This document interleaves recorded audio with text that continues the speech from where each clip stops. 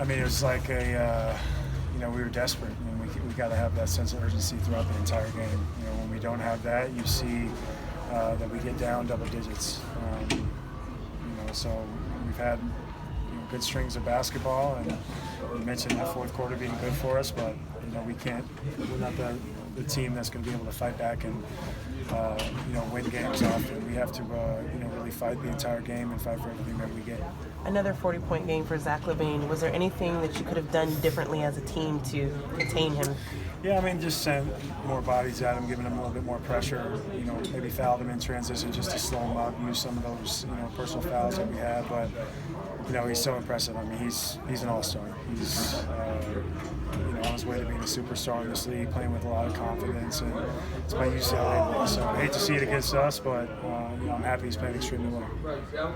Kevin, where do you start when it comes to fixing what ails you right now?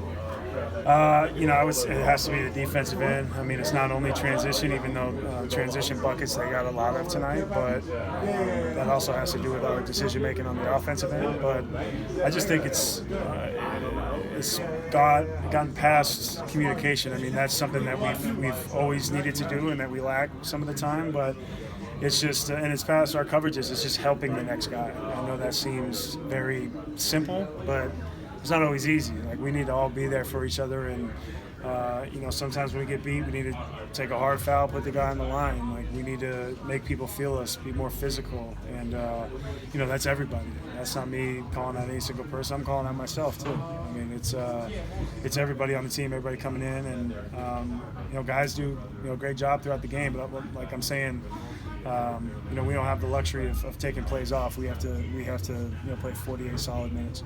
You've talked a lot throughout this season about habits. Are you concerned right now that bad habits are continuing to be built, even though it's the second half of the season? Yeah, I think the biggest thing for us is we have 8 games until All-Star. So the biggest thing for us is going to just be, I mentioned it too, like whether it be after shoot-around, after game, whenever I see guys on the road, it's, I felt like we were trending in the right direction. Like, everything felt good. Had a semblance of putting certain things together, but now we've taken a major step back. So hopefully these next 8 games we can continue to push and just make those, even if it's baby steps, just in the right direction. But we need to find ways to lift each other up and find ways to, even if we don't get in the W column, we need to fight. So and that's especially tough when it's here in front of our home floor. How do you get the like guys who aren't used to taking those fouls, like you're saying, like, how do you? I mean, do you have to change your thinking, mentality? I don't know. I think that's actually an easy one to do, especially in film.